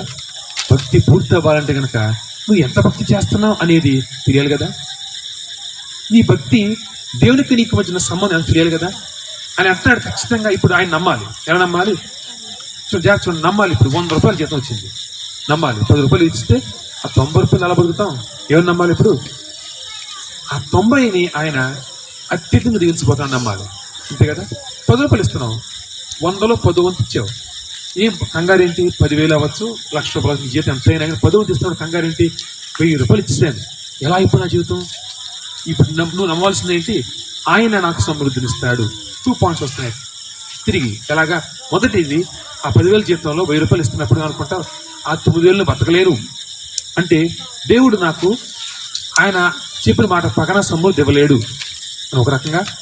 రెండోది ఏంటి? ఖచ్చితంగా నేను సంపాదించి ఎంతైనా కానీ నాకు నా బ్రతుకు కోసం తీరుస్తాడు. రెండు నమ్మకం. దేని ప్రకారం సాగుతున్నావు నువ్వు ఆలోచించు. నమ్మకం అనేది మిస్ అవుతున్నావు. అక్కడ నమ్మకం నోటితో చెప్తున్నావు, ఫీల్డ్లోకి రావట్లా. ఆయన నమ్మానని చెప్తున్నావు, ఆయన సృష్టికర్త అని చెప్తున్నావు, ఆయన అన్ని చేయలేని చెప్తున్నావు, కానీ కానీ కానీ కానీ ఆయన ఆయన అసలైన ఆజ్ఞకి వచ్చినప్పుడు మాత్రం నువ్వు భక్తిని చూపించే టైంకి వచ్చినప్పుడు మాత్రం కష్టమయ్యా అంటున్నావు. ఆలోచించు. నేను ఒక ఎక్స్పీరియన్స్ చెప్తాను. నువ్వు కనుక ఆ దేవుని సొమ్మైన 10వ వంతులు ఎప్పుడైతే నువ్వు దొంగతనం చేస్తావో, నువ్వు ఎంత సంపాదిస్తే అది చిల్లు సంచులు వేసినటువంటి ధనమే. నేను చెప్పింది మీ జీవితాలు వెనక్కి తిరిగి ఆలోచించుకోండి. క్రైస్తవులుగా ఉన్నట్లయితే కొంతకాలం మీరు చర్చకొచ్చుంటే వెనక్కి ఆలోచించుకోండి. ఎప్పుడు ఎక్కడ కనుక నువ్వు అనుకుంటారు, ఈ ఒక్క నెల కొంచెం టైట్గా ఉంది కదా, ఈ ఒక్క నెల ఆపేద్దాంలే చేసి చూడు, నెక్స్ట్ మంత్ చూస్తే కనుక ₹10 మిగలదు. మళ్ళీ నెక్స్ట్ మంత్ అదే టైట్, నెక్స్ట్ మంత్ అదే సాగుతుంది. ఎప్పుడుదా సాగుతుంది? ఎప్పుడు దాకా నువ్వు నీ మనసులో నుంచి ఎప్పుడైతే దేవుడిని నమ్మి, ఎప్పుడైతే నువ్వు ఇవ్వవలసిన దేవుని యొక్క బాకీ తెచ్చుకునేంత వరకు ఆ టైట్ ఇలా గిరగిర తిరుగుతూ ఉంటుంది. అది ఇంకా పెరుగుతూ ఉంటుంది. ఎందుకంటే కనుక నువ్వు ఆయన దగ్గర దొంగిలించిన 10%, కానీ ఇప్పుడు నీ మిగిలిన 90%కి కంచె ఎత్తివేయబడింది. ఎవరు వస్తారు లోపలికి? లాజిక్ చెప్తున్నాను. నేను ఎక్కడికి నేను పాజిటివ్ చెప్పలేదు, చాలా నెమ్మదిగా లాజిక్ చెప్తున్నాను, అర్థం చేసుకోండి. నువ్వు 100%లో 10% దేవునికి ఇచ్చినప్పుడు మిగిలిన 90% చుట్టూ దేవునికి కంచి పడుతుంది. ఇప్పుడు నువ్వు ఆ 10% ఇవ్వకపోవడం వల్ల ఆ దేవునికి కంచి పడలేదు. ఇప్పుడు ఎవరు వస్తారు లోపలికి? అపోది వచ్చి ఏం తీసుకెళ్తుంది? 90% తీసుకెళ్ళిపోతుంది. 90% తీసుకెళ్ళిపోతుంది. హాస్పిటల్కి వెళ్తుందా? అప్పులకి వెళ్ళిపోతుందా? ఎవరైనా చెప్పగలరా? దేవుని సన్నిధికి వచ్చిన తర్వాత ఆ దశభాగాన్ని ఇవ్వకుండా ఆ దశభాగం పోగేసినా చెప్పగలరా? నేను గురువు చేసి చెప్పగలను, ఏ ఒక్కరు చేయలేదు. అంతే. ఖచ్చితంగా అప్పులు పాలవుతున్నావా? ఖచ్చితంగా ఆర్థికంగా ఇబ్బందులు గురవుతున్నావా? కారణం నీ భక్తి పూర్తి అవ్వలేదు. కారణం నువ్వు ఆయన ధనాన్ని దొంగిలిస్తున్నావు. కాబట్టి ఖచ్చితంగా నువ్వు ఒక దగ్గర అనుకుంటున్నావు, ఈ 10 రూపాయలు బిగించి అనుకుంటున్నావు, కానీ 90 రూపాయలు పోతున్నాయి నీకు తెలియట్లా. ఎలాగా? హాస్పిటల్ అవ్వచ్చు, లేకపోతే కనుక నీ కొడుకులు కొట్టిపోసిన దగ్గర నుంచి, లేకపోతే అది ఏదైనా అవ్వచ్చు, కానీ నీ నోటికి మాత్రం రావు. ఖచ్చితమైన రూల్ అది. నీ భక్తి పూర్తవుతుందా? నీ భక్తి పూర్తి చేయకుండా అయ్యా నువ్వు దగ్గర రా, నువ్వు నాతో ఉండు, నువ్వు నాతో నివసించు, సహవాసం చేయి అని బలంగా చెప్పగలవా? ఆలోచించు. ఆయన దీవించకుండా అని అడుగుతున్నావు. ఎక్కడో కూర్చుని అలా దీవించే దేవుడు కాదండి. అవకాశం లేదు ఇక్కడ. అలా వచ్చి అలా దిగులు పట్టుకుని తాదిలిపోయి నీ జీవితం నువ్వు జీవిద్దాం అనుకుంటే అవకాశం లేదు. ఖచ్చితంగా దేవుని సన్నిధిలో ఈ క్రైస్తవ్యంలో ఆయన క్రీస్తు దీవించాలంటే కనుక చర్చకి సంబంధం ఏ చర్చిని ఎక్కడికి వెళ్ళినా కానీ క్రైస్తవ్యంలో క్రీస్తుని దీవించాలి అంటే కనుక ఖచ్చితంగా ఆయన నీతో నివసించటానికి ఆయన దిగి వస్తాడు. నువ్వు ఎప్పుడైతే ఈ 5 పాయింట్లు చేయగలిగినప్పుడు మాత్రమే పూర్తిగా ఏ ఒక్క పాయింట్లు ఏ కొంచెం చేయకపోయినా కానీ ఆయన నీతో రాలేడు. ఎందుకంటే 99% భక్తి చేసి 1% భక్తి చేయలేకపోతున్నావా? 99% భక్తి చేస్తూ చర్చకు వస్తున్నావు, మారు మనసు ఎంతో కొంత అన్ని చేస్తున్నావు, కానీ సువార్త చెప్పలేకపోతున్నావు. సువార్త ఒక్కడక్కడ పాస్ట్ కాదు, ఒక్కటి నాకు నామోషి, నేను క్రైస్తవం చెప్పుకోవడానికి బాధ ఉంది, ఏ చర్చకు వస్తున్నాను కదా, అంతా చేస్తాను కదా, ఎలా అంటున్నావా? అవకాశం లేదు. సువార్త నీ వెనకాల ఒక ఆత్మ లేకపోతే కనుక నీకు పరలోకంలో ఏ టిక్కెట్టు లేదు. ఏ పెద్ద పాస్టర్, ఏ సంఘం, ఏ ఒక్కరిని టికెట్ అరేంజ్ చేయలేరు నీ వెనకాల ఒక ఆత్మ లేకపోతే. బాగా పని చేస్తాను, బాగా కష్టపడుతున్నావు, చర్చకు వస్తాను, అంతా బాగుంది, కానీ పాస్టర్ అన్నీ చేయగలను, కానీ నేను దశ బాగా మాత్రం వెళ్ళనయ్యా, కొంచెం నాకున్న ఇబ్బందులు నాకున్నాయి, ఏ అవకాశం లేదు.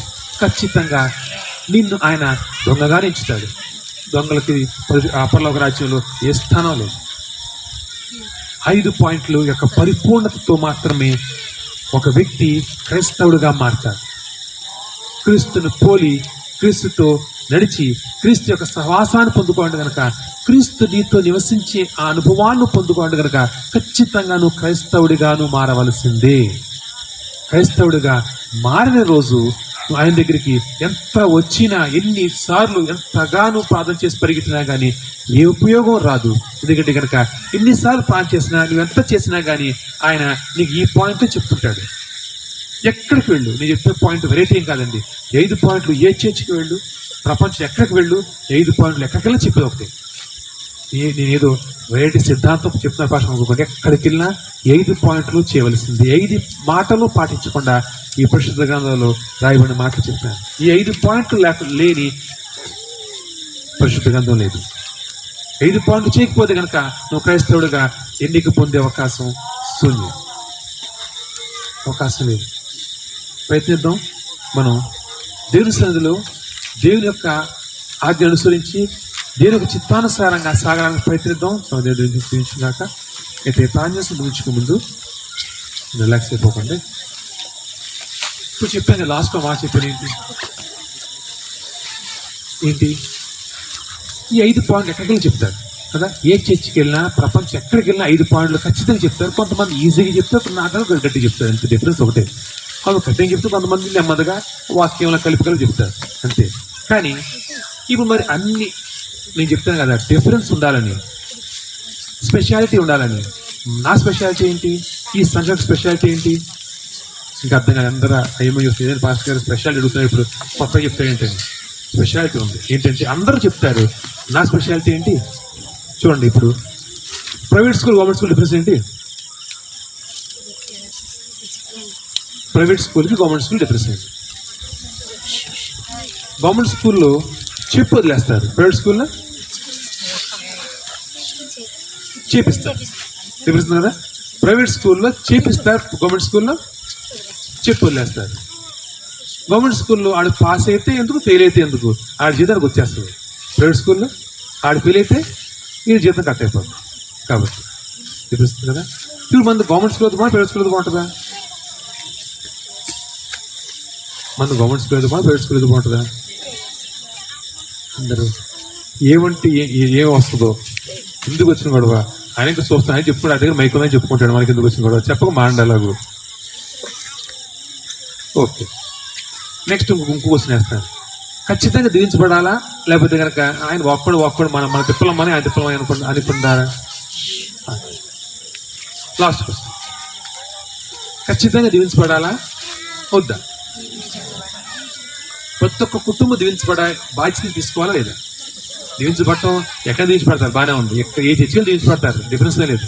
కానీ ఖచ్చితంగా దీవించబడే బాధ్యతను తీసుకోవాలా లేదా? ఇది ఎక్కడ తీసుకోవచ్చుమా?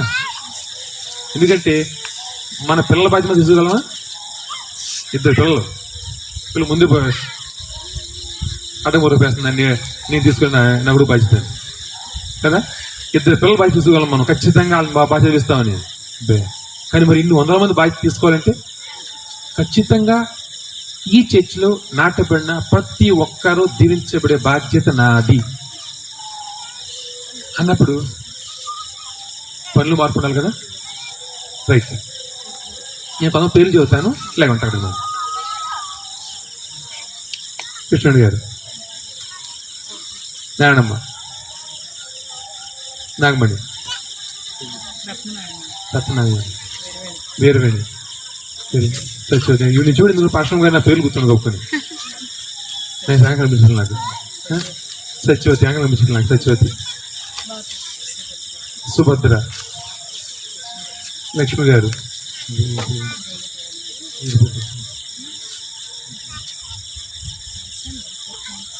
నూతన గారు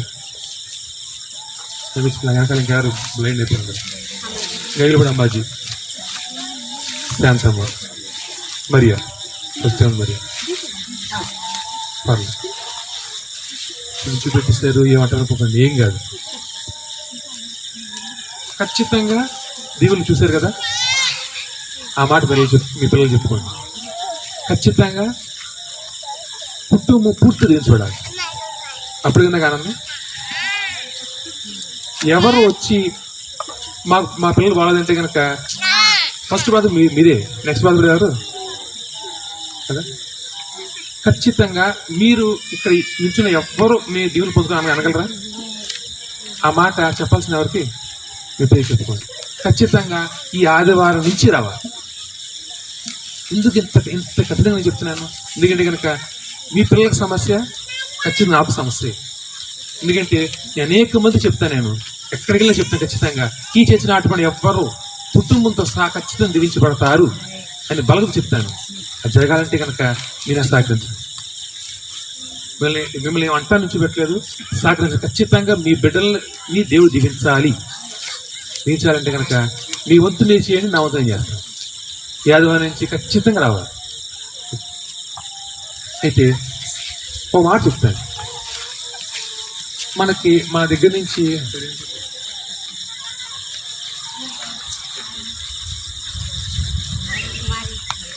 కుమారి అని ఒక ఆవిడ మళ్ళీ అక్క అంటే తెలుస్తుంది అందరికి.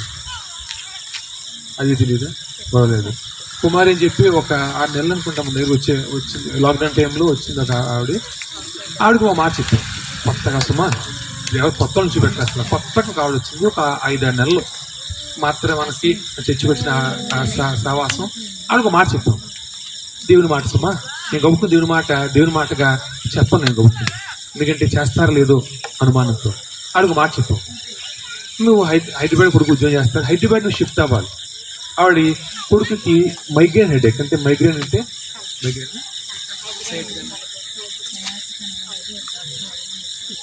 సయాటిగా మైగ్రేన్ కరెక్ట్గా తెలియదు. అంటే మెడ నుంచి వెనుపోసకు వచ్చిన ఫస్ట్ సెకండ్ నకళ్ళు సమస్య.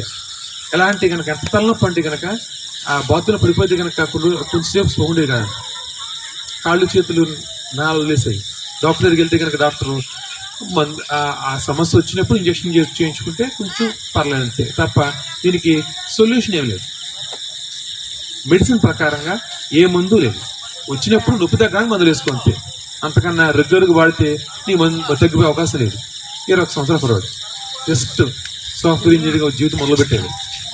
ఉద్యోగానికి మొత్తం అయితే అన్ని రోజులు జీతం వస్తుంది కదా, సగం రోజులు వెళ్ళాడు కాదు, 10 రోజులు వెళ్ళాడు కాదు, మిగిలిన రోజులంతా ఇంటి పడుకోవడం, నొప్పి హైదరాబాద్లో. వాడు ఎప్పుడు చెప్పి బాధపడేది. దేవుడు చెప్పుకున్న రోజులు దేవుడు చెప్పి మాట ఏంటి కనుక హైదరాబాద్ వెళ్ళు, మేము వచ్చి సేవ మొదలు పెడతాం. మేము హైదరాబాద్ అడుగుపెట్టిన దగ్గర నుంచి నీ కొడుకు ఏం నొప్పి రాదు. చెప్పడం ఈజీ కష్టం. నెక్స్ట్ వచ్చి వస్తే అంతే కదా, వస్తే మరి నా మాట ఏమైపోద్ది, కష్టమే కదా. మొన్న వెళ్ళినప్పుడు చెప్తుంది, మేము హైదరాబాద్లో ఫిబ్రవరి మొదలు పెట్టాం. అప్పటి నుంచి ఇప్పటికి మళ్ళీ దొరుకుతున్నాను.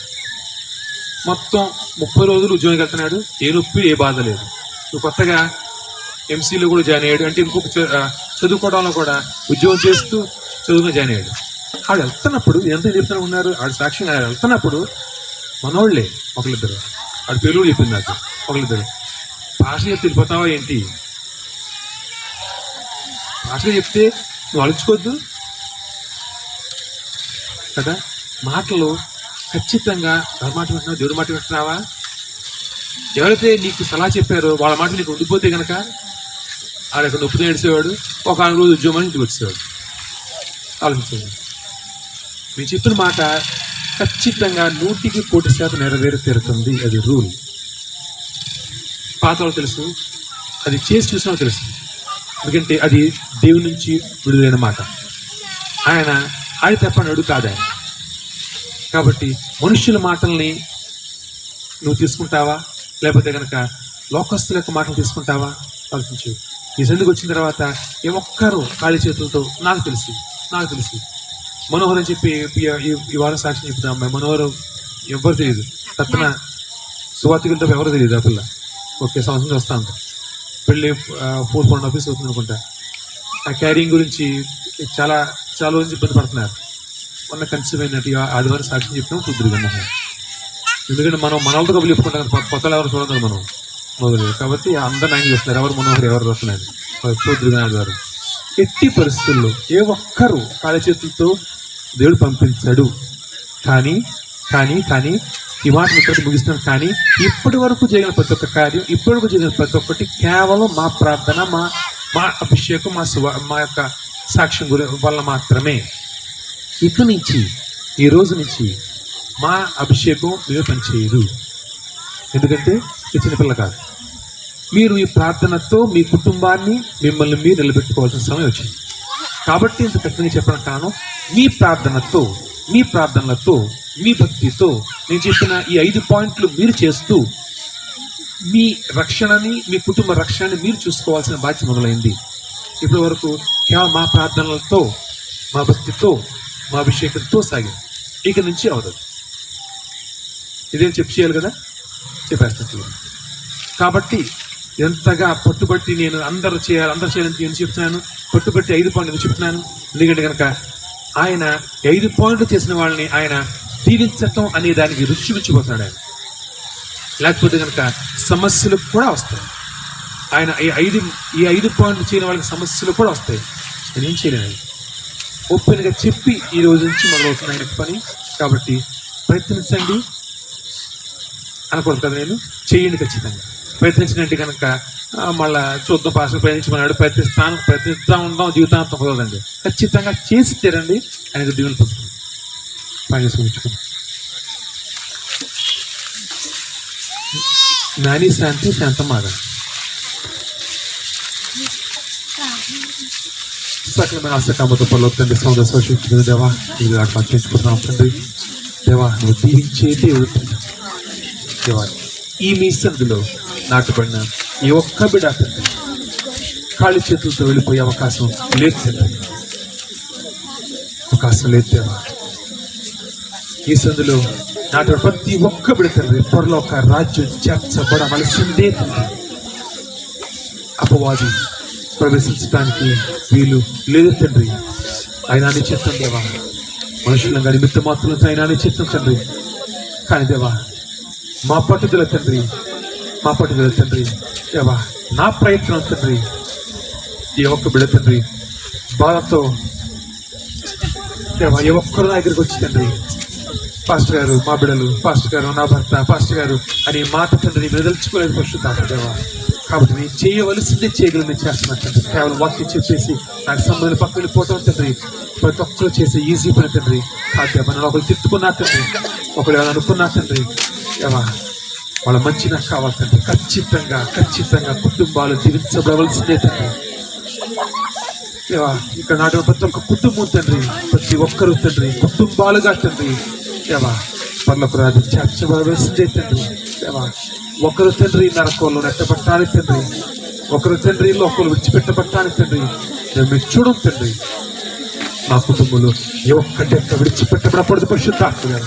ప్రతి ఒక్కరు పర్లకు రాజ్యం చేర్చబడవలసిందే తండ్రి. చిన్న మందగానే ఉన్నాం తండ్రి. కానీ దేవా మేము చేసే ప్రార్థన తండ్రి దేవా ఎంత మందిని దేవా మీ దగ్గర చేరుస్తున్నాం. కాదు దేవా ఖచ్చితంగా అతను కొద్ది మందిని నా తండ్రి పర్లోక రాజ్యంలో చేర్చవలసిందే తండ్రి. అది నువ్వు నాకు ఇచ్చిన బాధ్యత తండ్రి దేవా. నాకు బాధ్యతగా తండ్రి కాకినాడ, రాజమండ్రి, హైదరాబాద్ దేవా 3 సంఘాలు చెప్పావు తండ్రి. ఎవరు తండ్రి ఈ సంఘం ఆటపడతారు తండ్రి. ప్రతి ఒక్కరి దేవ పరలోక రాజ్యం చేర్చటం తండ్రి నా డ్యూటీ తండ్రి. ఈ లోకపరమైన దీవెనలు, ఈ లోకపరంగా సమస్యలు రావచ్చు పోవచ్చు తండ్రి. కానీ దేవా ప్రతి ఒక్క ఆత్మ తండ్రి పరలోక రాజ్యం చేర్చబడవలసిందే తండ్రి. లేకపోతే తండ్రి మేము సువార్త, మా సేవ, మా సాక్ష్యం తండ్రి సమస్తం వ్యర్థం తండ్రి. ఏ ఒక్క బిడ్డ తండ్రి అపాల చేతికి చిక్కకూడదు తండ్రి. ప్రతి ఒక్కరు తండ్రి పరలోక రాజ్యం చేర్చబడాలని ఆశతో తండ్రి నేను ప్రార్థన చేస్తున్నాను దేవా. ప్రార్థనతో పాటు తండ్రి ఈ రోజు దేవ తిరిగి తండ్రి కఠినంగా పని చేయబోతున్నాం తండ్రి. దేవా జరగాలి తండ్రి మీ పని దేవా. ప్రతి ఒక్క బిడ్డ తండ్రి పరలోక చేర్చబాబు శుద్ధాత్మ పొదుగు దీని దాచి కాచి కాపాడు దేవా. తిరిగి తండ్రి రేపు సాయంకాలం అందరం కలిసి బస్సు దేశంగా వచ్చేస్తాను దేవా. ఇలా ప్రతి ఒక్క బిడ్డ ప్రతి ఒక్క బిడ్డ తండ్రి మీకు పరిశుద్ధమైన దాచి కాచి కాపాడుతుందా ఏ స్పష్టంగా విడిచిన తండ్రి.